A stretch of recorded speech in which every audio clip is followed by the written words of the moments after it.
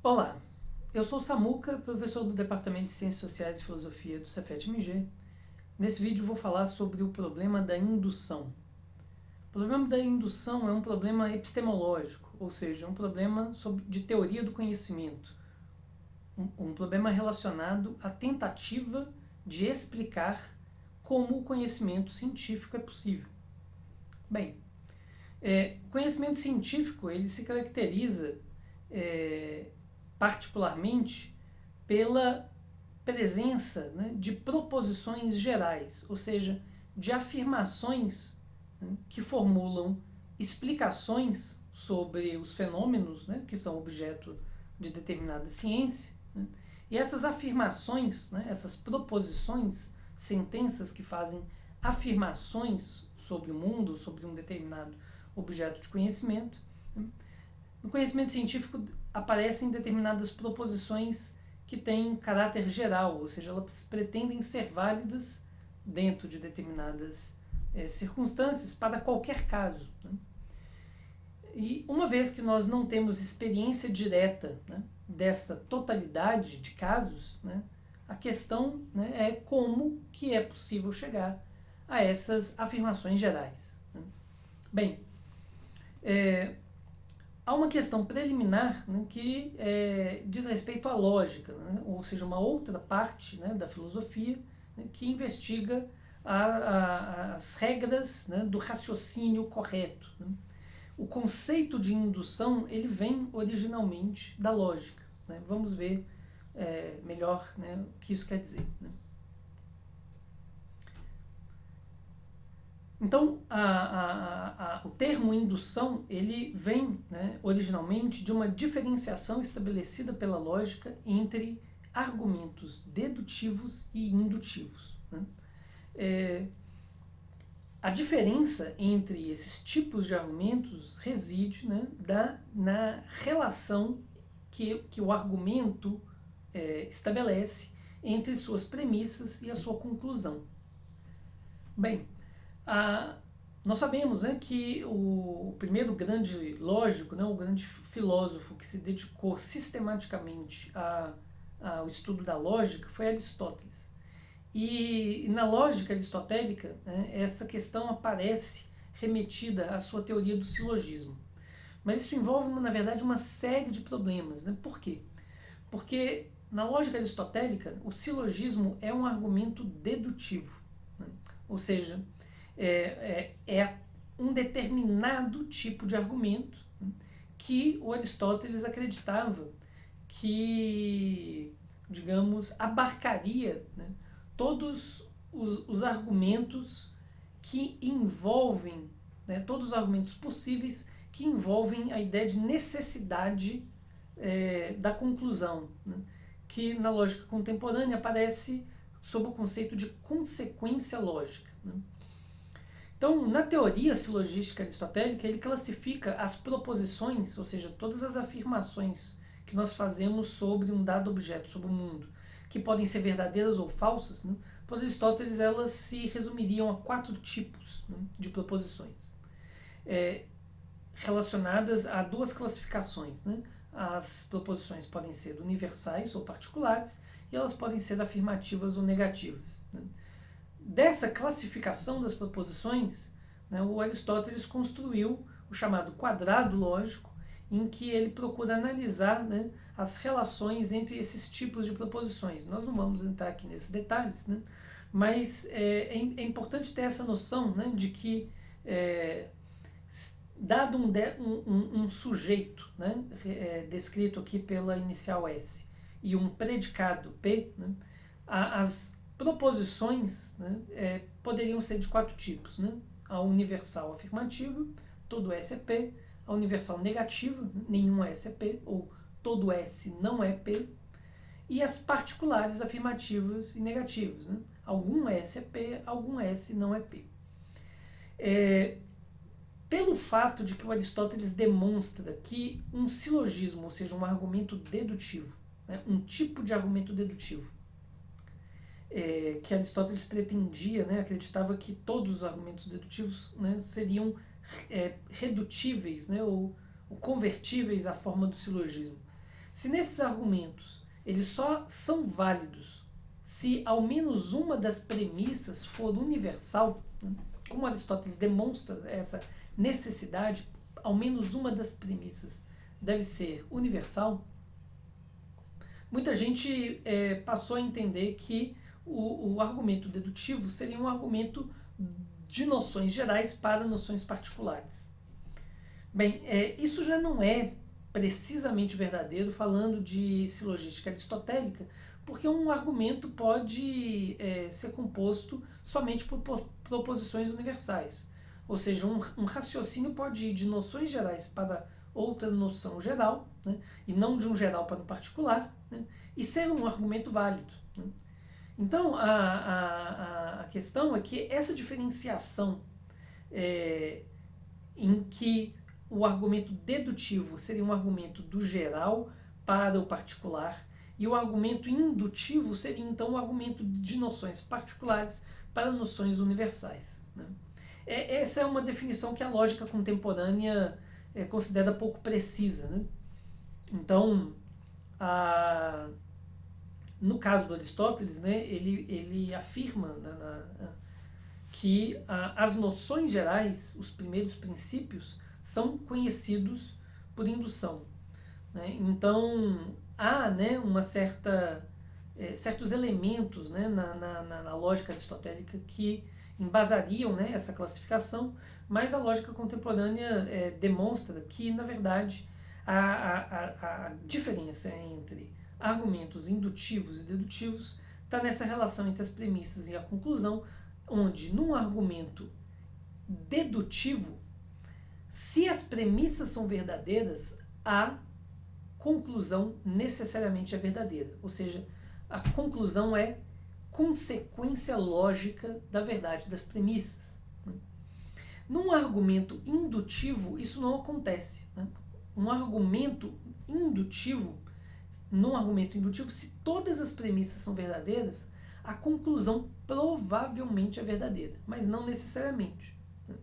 E isso, né, vai ter uma consequência direta, né, na teoria do conhecimento, né, já que se pela lógica, né, num processo de indução, nós somos capazes de chegar a conclusões que são apenas provavelmente verdadeiras, né, como que é possível a ciência chegar a noções gerais afirmadas como sendo necessariamente verdadeiras? Bem, antes de a gente passar, né, propriamente para a questão, né, epistemológica, uma última observação sobre a lógica, né, é que a lógica ela é uma disciplina formal, né, ou seja, ela se dedica ao estudo da forma do raciocínio. Então, a lógica ela demonstra as condições que fazem com que um argumento seja válido. Né? E, no caso de um argumento dedutivo válido, se as premissas são verdadeiras, a conclusão necessariamente vai ser verdadeira.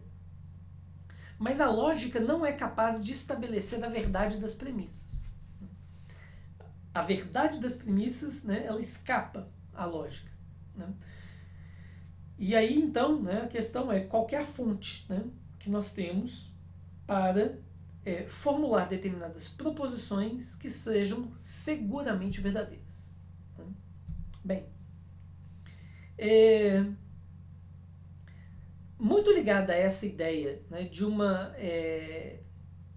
um conhecimento por indução como sendo um conhecimento que parte de várias noções particulares para uma noção geral, né, se fixou no senso comum, digamos assim, uma determinada compreensão da ciência. Né? A ciência é explicada como sendo um conhecimento verdadeiro, um conhecimento seguro, um conhecimento testado. Né? Nós vamos ver, né, que essas noções elas não são capazes de explicar o que é o conhecimento científico, né, muito menos o que os cientistas fazem. Né, e elas estão extremamente ligadas, né, essa explicação superficial e errada, né, do que é o conhecimento científico está extremamente ligada a esse contexto atual em que o conhecimento científico passa a ser desacreditado por pessoas que não têm formação na área de ciências, né, e que contam com uma incompreensão, né, do público sobre o que é propriamente conhecimento científico. Bem, essa versão, né, essa explicação pouco consistente, né, do que é a ciência, né, eu vou chamar aqui, como muitos especialistas no assunto chamam, de indutivismo ingênuo. O indutivismo ingênuo, ele é uma forma de explicação do conhecimento científico que afirma que a ciência, ela chega às noções universais, às suas leis gerais, por indução. E a indução seria esse raciocínio, esse processo que parte de várias verdades particulares e formula uma afirmação geral. Basicamente, né, o princípio da indução poderia ser descrito como nessa sentença, né? Se um grande número de, né, uma determinada variável, né, foi empiricamente observada sob uma ampla variedade de condições, né, e se todas essas variáveis, né, x, né, aqui no caso, apresentarem uma determinada propriedade y, se forem satisfeitas os critérios de generalização que a indução, né, estabeleceria, né, então seria possível afirmar que todo x tem a propriedade y. Por exemplo, você testa, né, que determinados objetos lançados ao ar, né, eles descrevem uma trajetória ascendente e descendente, né? Você testa diversos tipos de materiais, né? Determinadas situações em que esses arremessos acontecem, os objetos sempre caem, então você pode afirmar que todo objeto desse tipo, nessa situação, né, se arremessado, né, irá cair, né, terá a propriedade de cair. Bem, qual que é o problema, né, dessa explicação? Né? Como que a gente estabelece, né, as condições para essa generalização? O indutivismo ingênuo vai responder essa pergunta propondo critérios de generalização, né? Ele vai dizer que em determinadas circunstâncias, né, se forem satisfeitas determinadas condições, a generalização é possível. Basicamente, né, o indutivismo ingênuo considera que a indução na ciência ela satisfaz três condições. A primeira é que um número grande de proposições de observação, ou seja, proposições particulares, né, sobre esta observação em particular, né, um grande número, né, de proposições são obtidas empiricamente pela observação. Ou seja, a generalização do conhecimento indutivo teria por base um número grande de proposições de observação.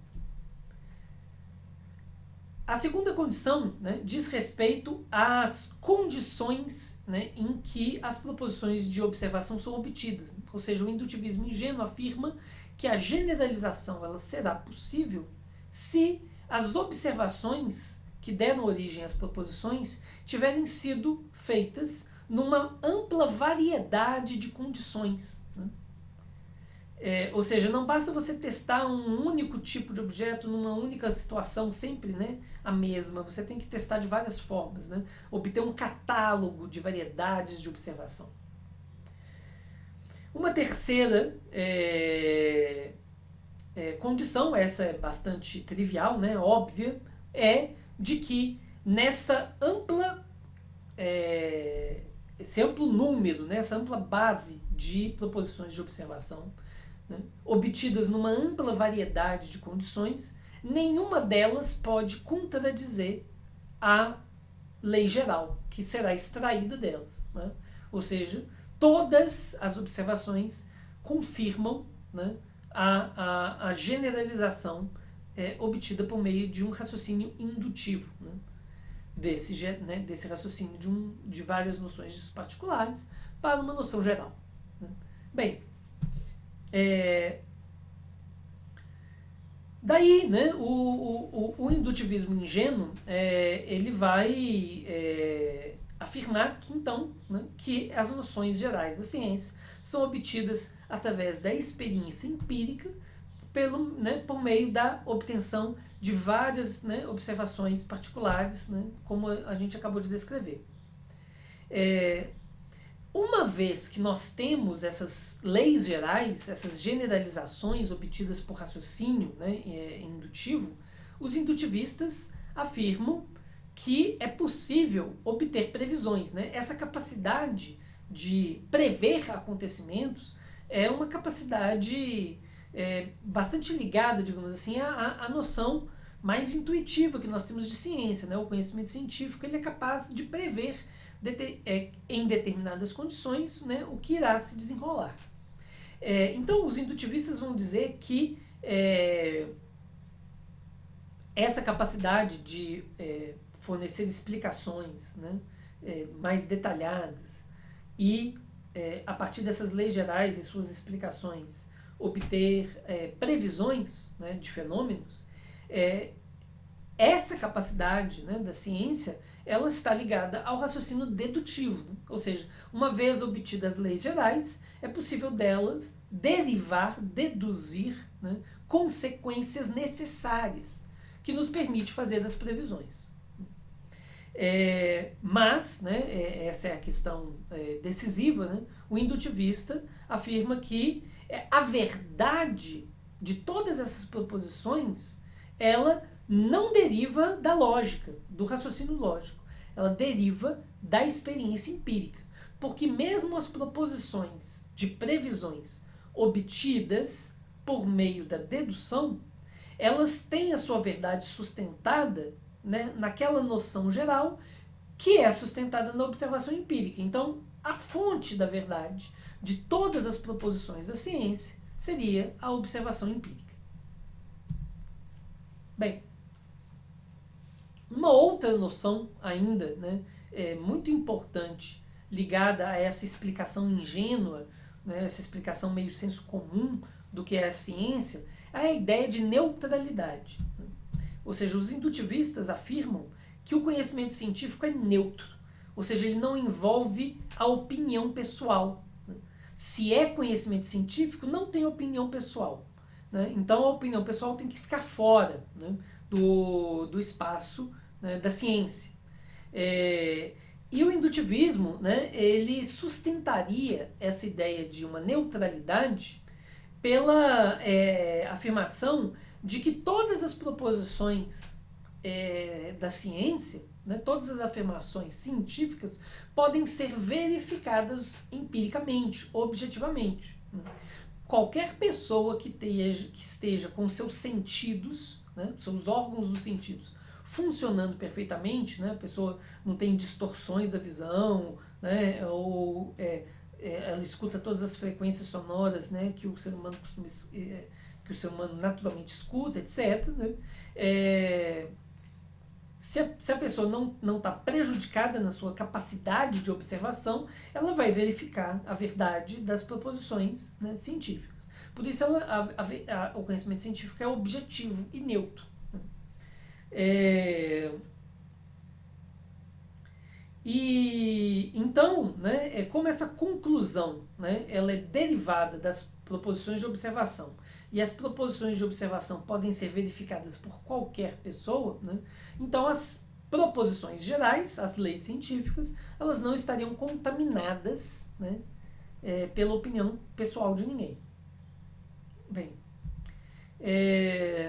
então essas são, né, são 3 elementos, né, fundamentais, né, do que é a explicação indutivista, né, da ciência. Ou seja, né, fazendo aqui um resumo, né, então o indutivismo ingênuo é uma explicação do conhecimento científico que diz que o conhecimento científico tem origem na experiência empírica, que todas as proposições da ciência, né, são proposições que derivam de observação, né, ou seja, ou elas são obtidas diretamente da observação empírica, ou elas são generalizações que são consequência indutiva, né, das várias proposições particulares, né, que nos permitem fazer uma generalização porque elas são neutras, né, porque elas são repetíveis, né, testáveis e verificadas por qualquer pessoa, e elas satisfazem aqueles critérios de generalização, né. Elas formam uma base ampla, né, observada em várias condições. E nenhuma delas, né, contradiz a lei geral, né. Bem, vamos então aqui começar a questionar, né, essa explicação assim tão fácil, né, tão imediata, né, do que é o conhecimento científico. A gente vai ver então que essa explicação ela é cheia de problemas, ela é absolutamente insustentável. A primeira questão, né, que nós já sabemos, né, diz respeito à justificação, né, do conhecimento científico, né, a gente já sabe que o princípio de indução, né, ou seja, o princípio segundo o qual as proposições gerais da ciência são obtidas por uma indução que parte de noções particulares para o geral, né, este princípio não pode ser justificado logicamente. Por maior que seja a base empírica, você pode ter observado, né, o fenômeno 50 mil vezes, em todas as condições que você conseguiu conceber como possíveis. Todas as observações, né, dizem, né, são coerentes com o mesmo resultado. Né? Mesmo assim, você não pode dizer que a proposição geral é consequência necessária da verdade das premissas. Né? Do ponto de vista lógico, não. O fato de que você observou 50 mil vezes um determinado fenômeno não te garante que ele irá mudar no futuro. O fato de que você vê o sol nascendo todos os dias não significa que ele irá nascer amanhã. Ou seja, a proposição o sol irá nascer amanhã, né, a verdade dela, né, ou, né, para pegar uma proposição formulada em termos, né, diretamente geral, né, o sol nasce todos os dias. A verdade mais trivial. Né? Não é preciso ciência para propor a verdade, né, dessa sentença. Mas, então vamos justificar por que essa sentença é verdadeira. Ela é verdadeira porque você viu o sol nascer ontem, antes de ontem, antes de ontem? Só o fato de você ter visto o sol nascer todos os dias da sua vida não significa necessariamente, logicamente, que ele irá nascer amanhã. Então, a generalização indutiva, ela precisa de algo mais, né, do que uma base grande de observações. Além disso, né, aqueles critérios de observação, né, eles são meio esquisitos. Né? Quando o indutivista diz que a generalização ela é permitida porque as proposições de observação satisfazem critérios, né? E aí ele diz, né, existe um número grande de proposições de observação. Quanto que é grande? Né?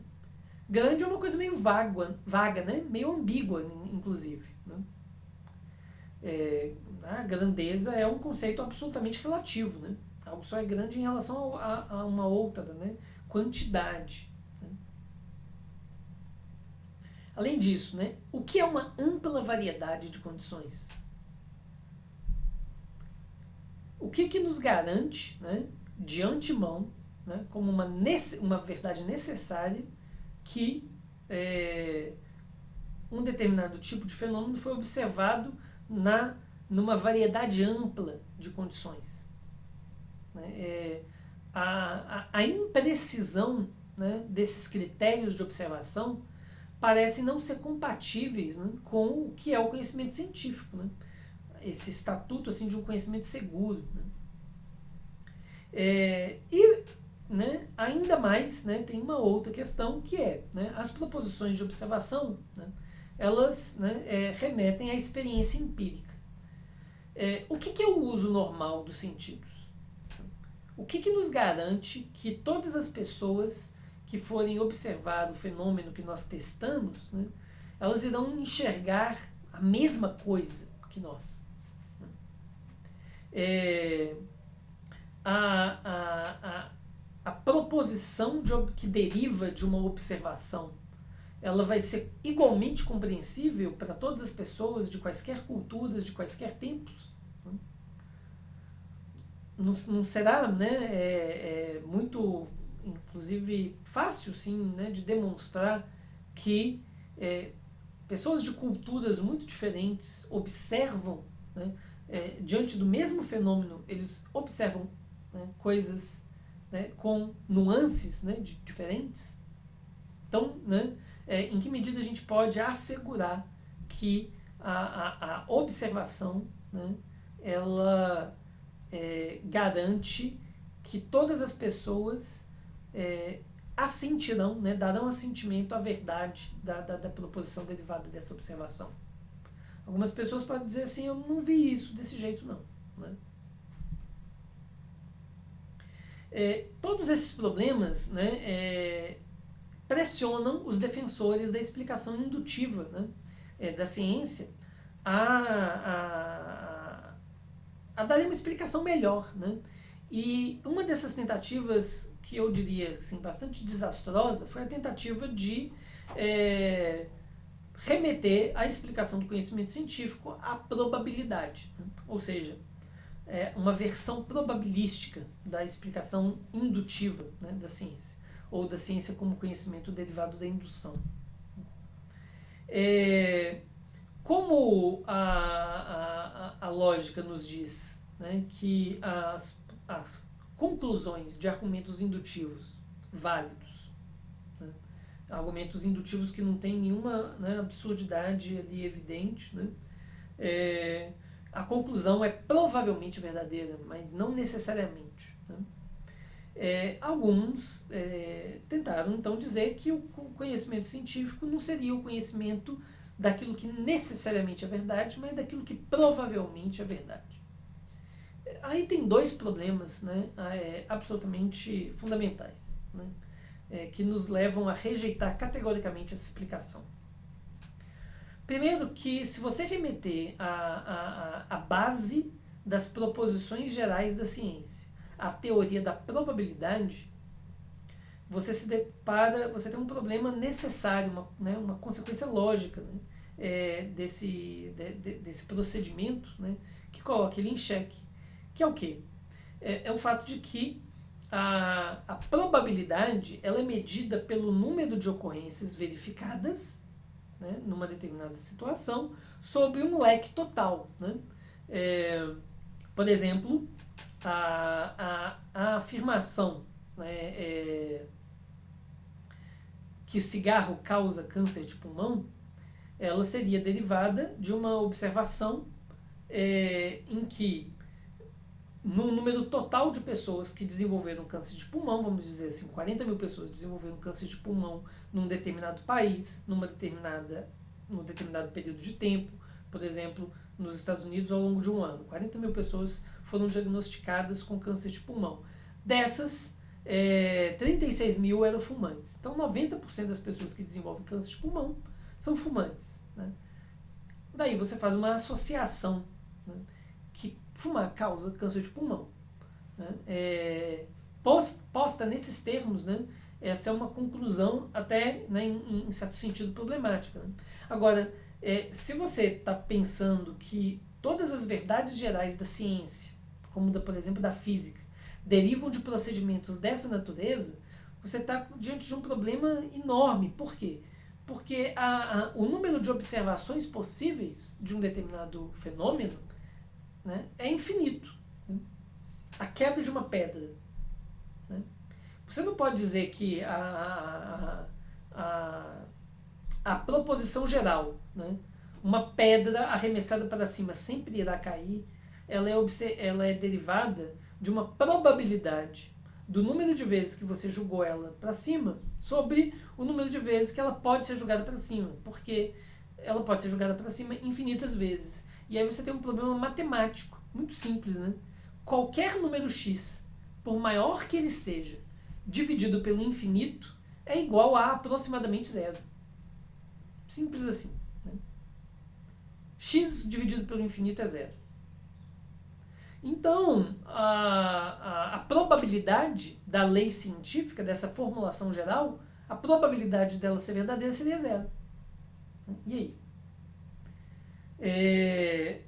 Mas tem uma questão que, na verdade, é mais simples, né, e mais intuitiva. As leis da ciência não são formuladas como probabilidade. Isso é um fato. Quando nós falamos, né, da lei da ação e reação, né, toda força, né, produz, né, uma reação de igual grandeza em sentido contrário, né, essa lei da física não está dizendo que provavelmente isso acontece. Ela está dizendo que isso é uma lei que necessariamente acontece dessa maneira. Então, tentar explicar o conhecimento científico remetendo à ideia de probabilidade é falar de uma outra coisa, que não é o conhecimento científico da forma como ele, né, se apresenta para nós. Né? Como leis gerais. Como um conhecimento que alcança, né, a formulação de leis gerais.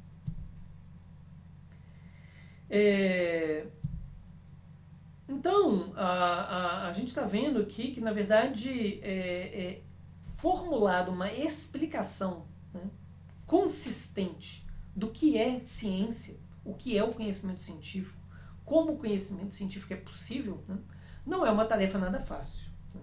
Na verdade, essa é uma das tarefas mais difíceis, né, da filosofia, né, da parte da filosofia que se debruça, né, sobre o conhecimento, né, sobre a tentativa de explicar o conhecimento humano. Ao longo da história da filosofia, né, se destacaram, especialmente na filosofia mais recente, né, moderna, né, esse é um problema eminentemente moderno, um problema que surge com a ciência moderna, com o nível de precisão, né, e de generalidade que o conhecimento humano sobre a natureza atinge a partir da chamada revolução científica. Né? É a partir daí que o problema da indução se torna um problema filosófico tão crucial. Eu destaquei aqui duas tentativas, né, mais sofisticadas, né, de sair do problema da indução.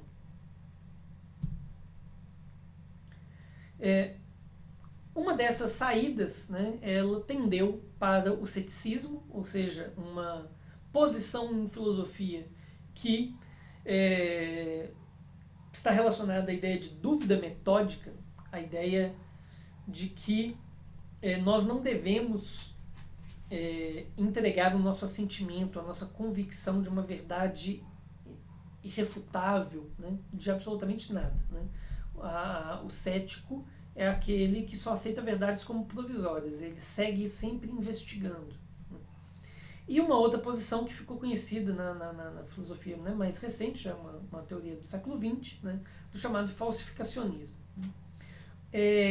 Então, né, são duas teorias filosóficas sobre a ciência que tentam escapar do que eu apresentei aqui como sendo o problema da indução. Né? Como que elas fazem isso? Um dos grandes representantes dessa saída cética, né, ao problema da indução foi o David Hume, um filósofo do chamado empirismo em inglês, localizado ali no século XVIII. E o David Hume vai dizer que nós não temos, na verdade, como ter certeza da verdade das proposições gerais. Isso para ele é uma consequência, né, da verdade da afirmação de que todo o nosso conhecimento deriva da experiência. Ou seja, né, nós só temos conhecimento, né, ou pela relação direta, né, com o mundo empírico, né, a afetação direta dos nossos sentidos, que produzem imagens mentais dessa experiência empírica, né, ou então por associação entre ideias. Né? Tem determinadas coisas que nós conhecemos por associação entre ideias, mas as primeiras ideias elas são sempre derivadas da experiência. Se todo o conhecimento é derivado da experiência, e nós não temos, e a nossa experiência naturalmente é finita, né? O rol, né? O repertório da nossa experiência é finito, né?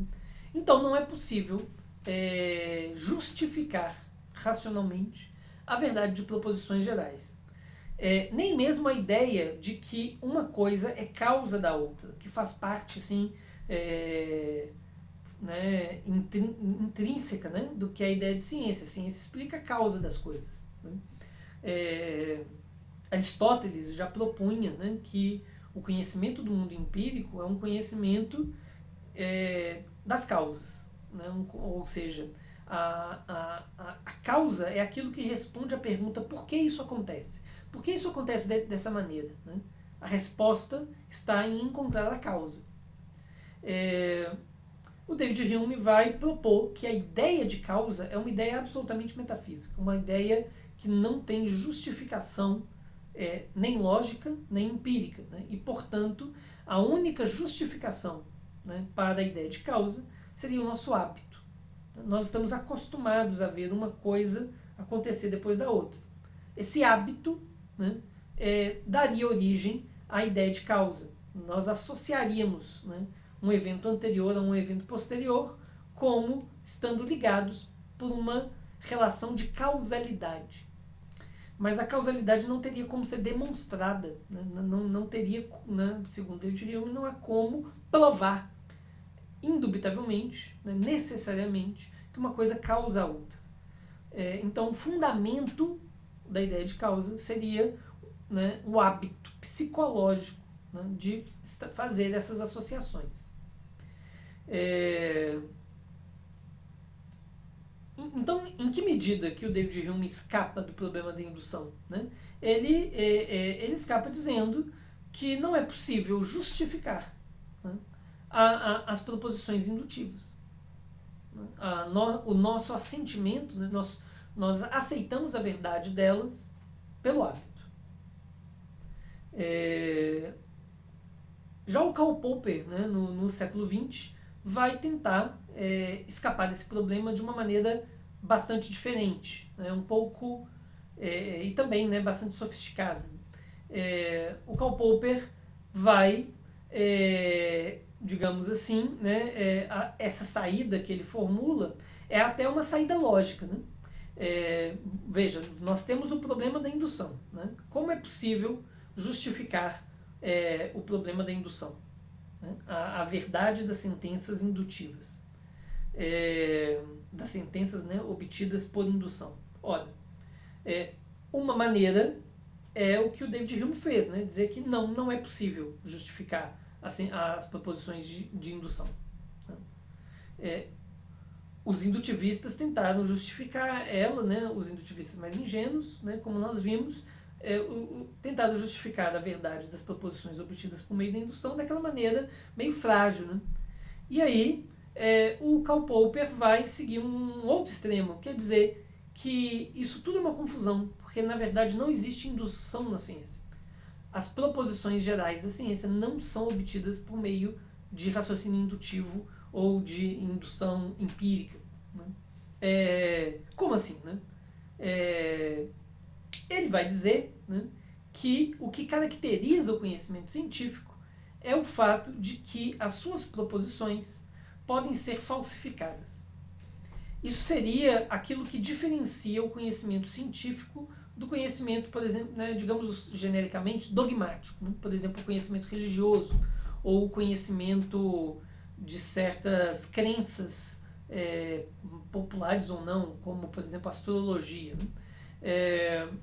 O Karl Popper vai dizer que a religião e a astrologia não são conhecimento científico porque suas proposições não são falsificáveis. Ou seja, não é possível provar empiricamente que elas são falsas. Por quê? Porque elas derivam de dogmas, né?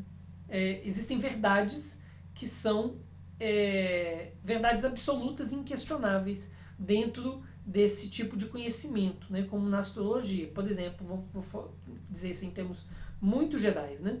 A afirmação da astrologia de que a personalidade de um determinado indivíduo é de alguma maneira determinada ou influenciada pela posição dos astros no momento em que a pessoa nasceu, essa afirmação é um dogma.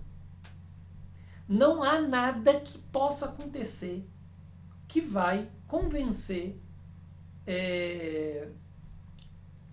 um convicto, né, credor, crente, né, da astrologia, de que essa proposição é falsa. Nem ela em termos gerais, nem qualquer particular delas derivadas. Né? O mais importante aqui é entender que não existe experiência empírica possível que seja aceita como refutação desses dogmas. E o conhecimento científico se caracterizaria, então, segundo Karl Popper, se caracterizaria pelo fato de que suas proposições podem ser falsificáveis. Elas podem ser submetidas a um procedimento de verificação, né, que pode provar que elas sejam falsas. É concebível, né, provar que elas sejam falsas. Então, né, como que isso resolve o problema da indução? Né? Resolve dizendo que as proposições gerais não são obtidas por meio da indução. Né? A ideia do Karl Popper seria que o conhecimento científico ele partiria de teorias que são formuladas por procedimento puramente abstrato, dedutivo. Né? Você constrói modelos, você estabelece determinadas premissas, constrói um modelo explicativo. Todo esse modelo ele é construído por procedimentos lógicos dedutivos, né? E desse modelo de explicação, né, você faz inferências e testa elas. Ou seja, a parte empírica da ciência seria uma tentativa de provar que esse modelo geral, que essa teoria formulada por procedimentos puramente abstratos e dedutivos, seria falsa. Então, segundo Popper, o que os cientistas fazem, mesmo que eles não saibam disso, é tentar falsificar, refutar as teorias. E as teorias são aceitas como verdadeiras enquanto elas não forem falsificadas. Né? Enquanto as experiências empíricas continuarem sendo compatíveis com a teoria, ela é aceita como verdadeira. Mas os cientistas estão o tempo inteiro tentando provar que ela é falsa.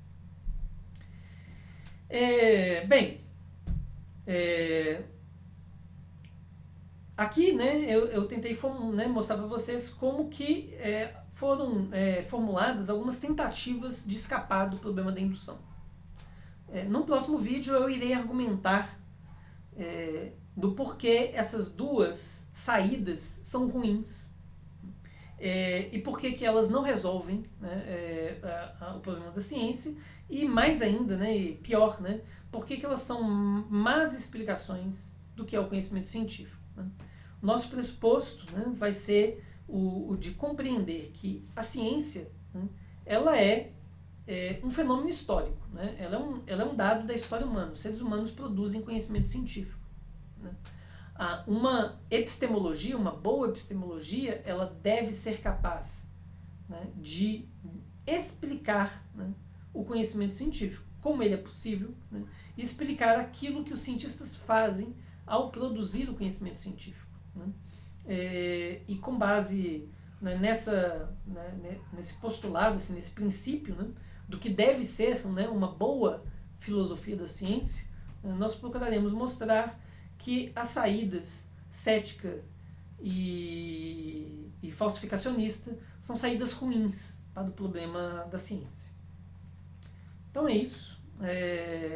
Segue aqui, né, uma bibliografia para quem quiser aprofundar no tema. Né, eu deixo aí a referência de obras de 4 grandes filósofos, né, sobre a questão do conhecimento, e um texto de introdução, né, do Alan Chalmers, O que é a Ciência Afinal, que é digamos assim, um bom texto, né, introdutório ao tema da teoria do conhecimento. É isso por hoje, até o próximo vídeo.